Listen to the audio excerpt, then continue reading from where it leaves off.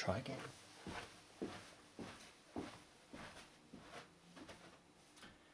Hi, this is the instructional video for all of the exercises that you're going to be doing during phase 1 of the Bodyweight Method 12-week journey. I'm just going to show you a couple of bits of equipment that I've already mentioned in the emails that you've received. First of all, we've got a sturdy chair. This is for doing our dips on. If you haven't got anything like this, there is a way around it, and I am going to show you when we come to dips, but this is a useful bit of kit. Secondly, an exercise mat.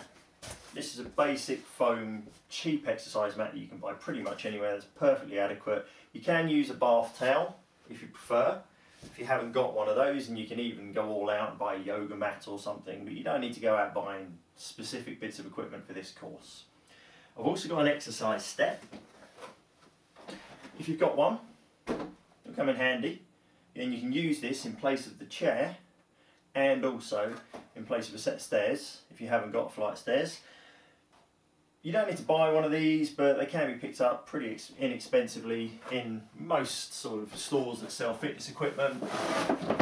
But you don't need one because, as you can see, to the side of me I've got a flight of stairs, and that's perfectly adequate for the exercise that we would otherwise use the step for.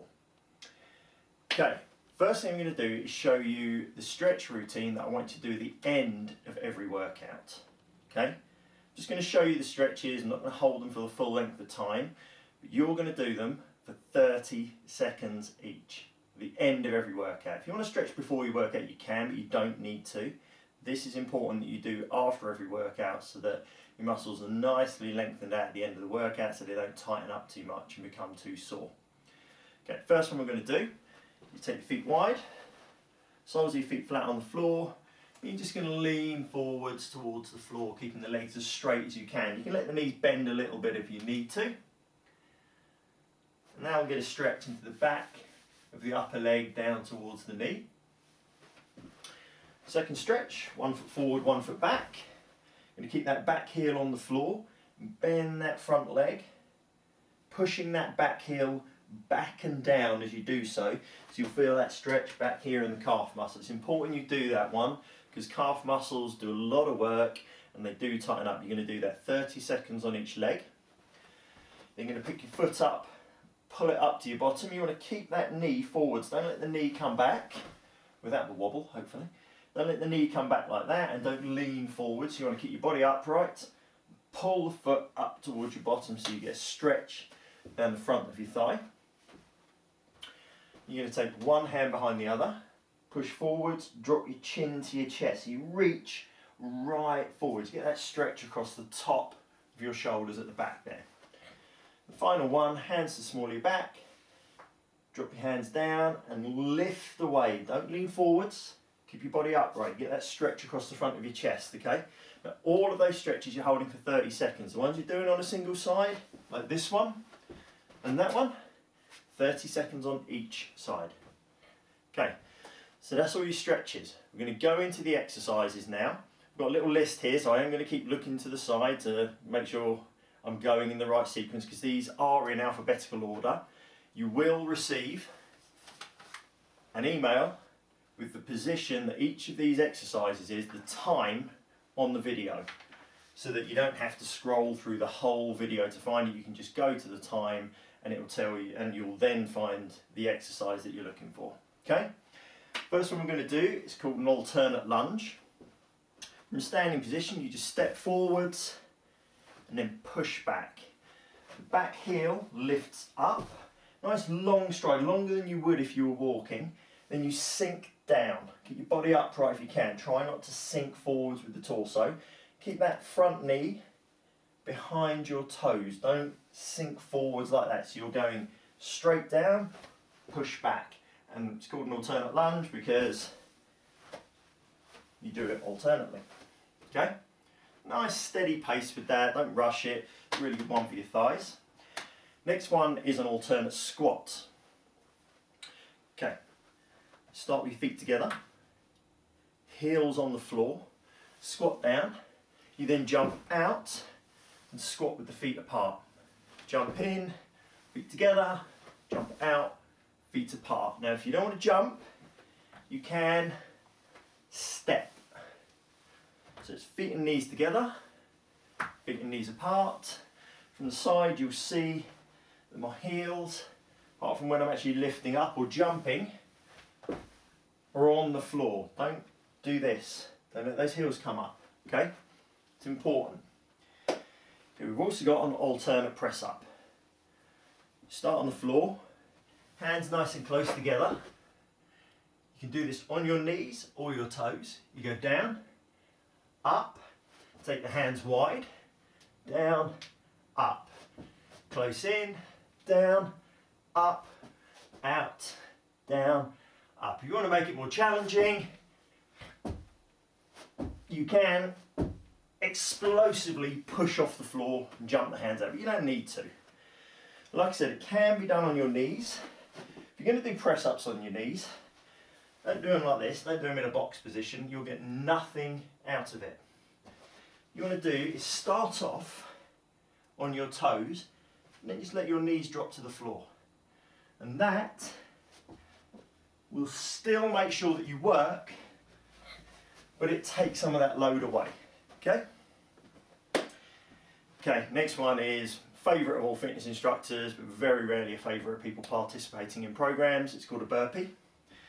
You squat down, hands to the floor, extend your legs back, forwards, and jump.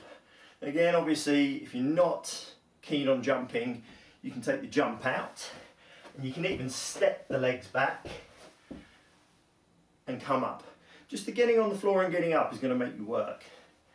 But from the side, extend back, don't let the hips drop, keep them nice and straight, forwards and jump. So it's a nice simple exercise but it's really effective. Okay, now this is where I'm going to use the chair for the dips. And just pull that chair out for you. I'm going to show you it from the side. Put your hands on the chair like so, knees bent, and you just bend your arms and push up. Don't shrug your shoulders, it's not this, it's bending the elbows. You can do it with the feet further out to make it harder. If it's too hard, do it on the floor. You sit on the floor, bend the arms, leaning back. And if you haven't got a chair to use or a step, you can do the same thing with the hips off the floor. And if you find your wrists hurt doing it on the chair, try doing it on the floor. You find it will take a lot of the pressure off your wrists. Okay, the next exercise is, it works the same muscles as the chair dip, and if you still find that your wrists are hurting doing those dips on the floor as well as on the chair, replace any dips that you do with this exercise. It's called a diamond press up. You need to have your thumbs and index fingers touching like so. Drop to the floor, lower down and push up. Now you might not get as far as I get, you might only get halfway. And you may need to do it on your knees. It's not easy, this one, but it's a really effective exercise. So it's just thumbs, index fingers touching, making a diamond shape, and it's just a press up. And that is a good replacement for dips if dips hurt your wrists, okay? Jumping jacks is our next exercise. Start with your feet together. What you can do is jump them apart, land, hands go overhead and together. So it's just like that. Again, if you're not doing the jumping, you can just step. You don't have to jump. And if you do it quickly, you will get that heart rate going. It's a really good cardio exercise. Next exercise is a jumping squat. Feet hip to shoulder width apart. You squat down and jump, as the name suggests. It's down, jump. You want to land toes, heels, and straight into that bend. Don't stick that drop. Don't try and stop here. Let yourself sink straight down in preparation for the next jump. Okay, ab exercise, which is called a knee tuck.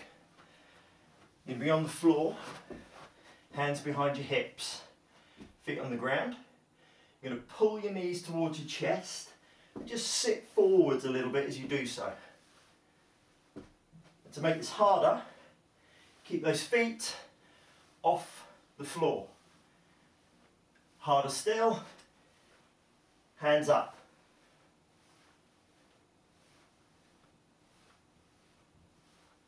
So that makes things much harder, okay?